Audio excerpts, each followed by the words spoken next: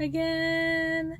So it's Wren again, and I'm doing a follow-up video to my denial video, and it's actually, this is I don't know if I'm the only person who feels this, and probably definitely not, you know, but I'm going to call it the CWRYD acronym, and that's a very terrible term, but I don't like saying all of the letters at once, but it's the CWRYD.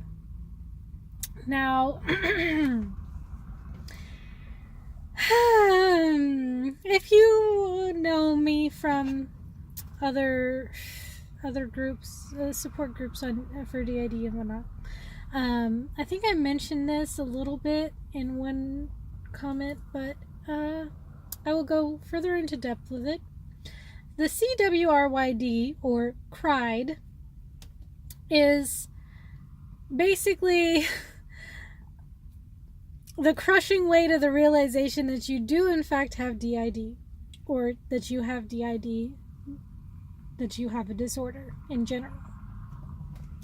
The CWRYD is sort of the exact opposite of denial. So when you're feeling denial, it's like, I can't possibly be this way, I can't possibly have this disorder, I'm obviously faking, I'm doing this for attention, I'm just insane, there's no logical reason as to why I should have this disorder, even though every symptom that I'm having points directly to this disorder, you know, that sort of thing. CWRYD is basically the exact opposite. It's the I do have this disorder, I was made this way, there's nothing I can do about this, this is going to be the rest of my life, I'm always going to be this way, life is just suffering, there's nothing I can do about anything, and I hate myself because I can't control myself, or can't control my alters or my system or whatever, and I'll never have a actual relationship, or I'll never fall in love, I'll never be able to do these things because they're traumatizing, or that they'll trigger me into like this terrible state of mind, and blah blah blah blah blah blah. In both of those states of mind, I consider them to be spiraling, and maybe I'll do like a whole conclusive thing on that later. But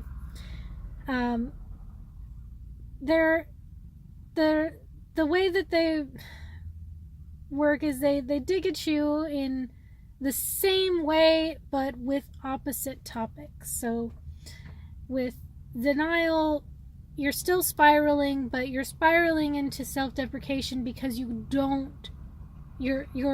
invalidating your own experiences, while as CWRYD, you are validating your experiences, but in the process of you validating them, you're obsessing over them, and you're self-deprecating as well. So both of them are negative things to do, and they can definitely, like I said in the denial video, they can be very, very, very hard to get out of. I mean, I have definitely experienced CWRYD way more than I've experienced denial.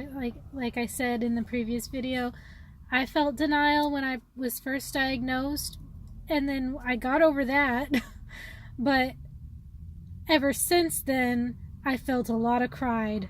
I cried a lot, because that sort of feeling is more tangential to what you know of your system. So you feel more of the weight of your disorder when you learn more about your system, and you learn more about your trauma, and that is a big factor in how much CWRYD you experience. So for me, it happens a lot when I get amnesia and people are telling me things that I've done that I don't recall. It gets really bad with that. There was an event where I cried a lot, but my therapist had lost, we're gonna say lost because I can't think of another word to say, but lost her one of her debit or credit cards or something like that, and she asked me if I knew if anybody had taken it, and that sort of stuff. Like, I know that it happens. I know that there are things that we do that I am not aware of because I personally don't front very often, so of course I'm not aware of them. And sometimes the situation is really funny, but most of the time it's not. And when she asked me that was like a big nail in the coffin. It was like, oh, I don't know. I don't know because I don't remember anything like that. And I had basically a complete mental breakdown. I was just a horrible time. But that's the sort of thing that can cause CRYD. That weight, the crushing weight of the realization that you do in fact have DID or whatever disorder. OSDD. It really just, you can replace DID. The D can be any kind of disorder. But yeah, the effects of CRYD is, for me, they're more of a sort of empty feeling of an empty feeling of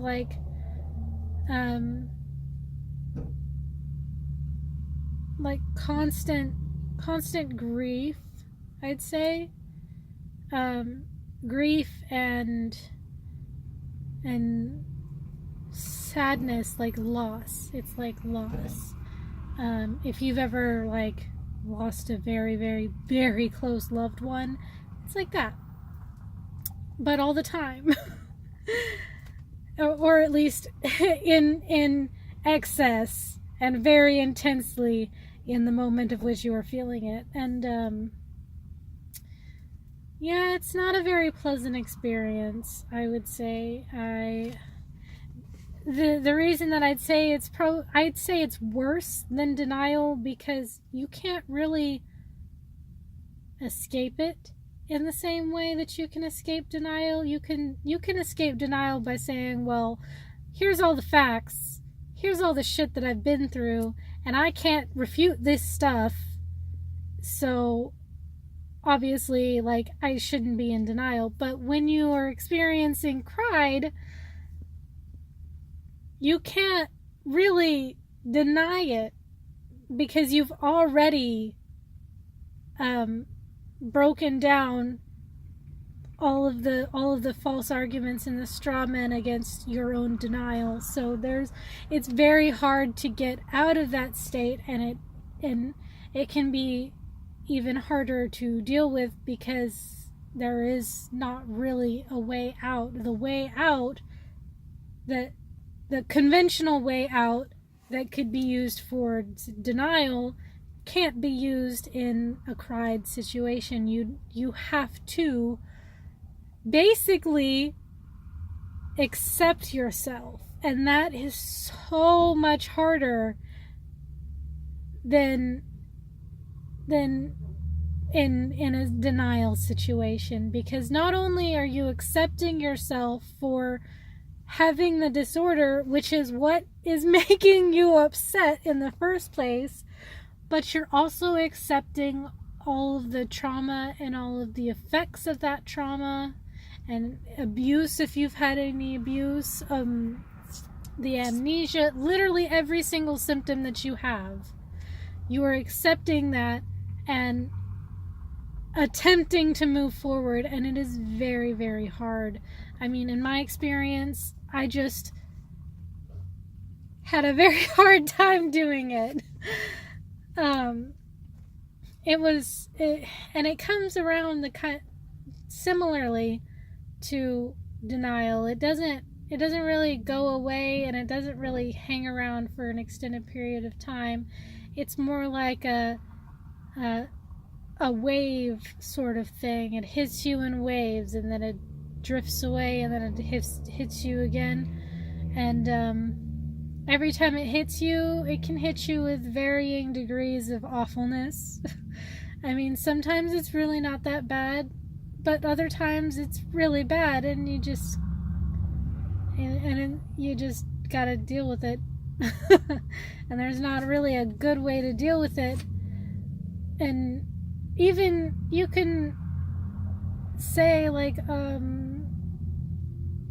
obviously I'm thinking very negatively about this, but I have all of these other things that are making my life more positive. And your brain just is like, nope, sorry. That's irrelevant right now. And I'll get to that later. That's going to be in a video I'm going to do about spiraling, which I'm sure everybody has done at some point in time. If you've had any kind of depression, you've probably spiraled, or like anxiety, or really even just regular people spiral. But so how do I get out of it? Well, I don't. This is probably the most modern, I'm not going to say modern because it's not really modern, but it's the most recent thing that I've dealt with, and I haven't quite figured out a way to get rid of it yet.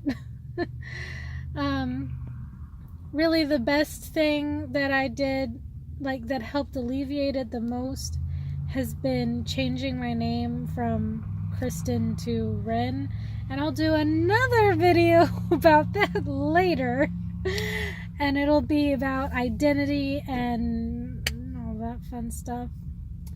But yeah, I'm gonna be honest, I haven't quite figured out how to get out of that, out of the crushing weight of the realization that you have DID. But luckily I haven't really felt it recently, so I don't have to cry yet. maybe after like a big amnesia episode, I'll be like, oh great, now life is sad. But that hasn't happened yet, so, and I'm not gonna wish that on myself. So we're gonna keep the good karma coming. And hope that I don't get into one of those states. But once I do learn how to get out of that shit, I'll let you know. I do want to bring awareness to the whole thing, because I don't feel like a whole lot of people talk about it. A lot of people talk about denial, but they don't really talk about, like, what happens when you get rid of denial and your self-loathing hasn't quite caught up to you yet. So I wanted to talk about that, and I did. Bye, guys.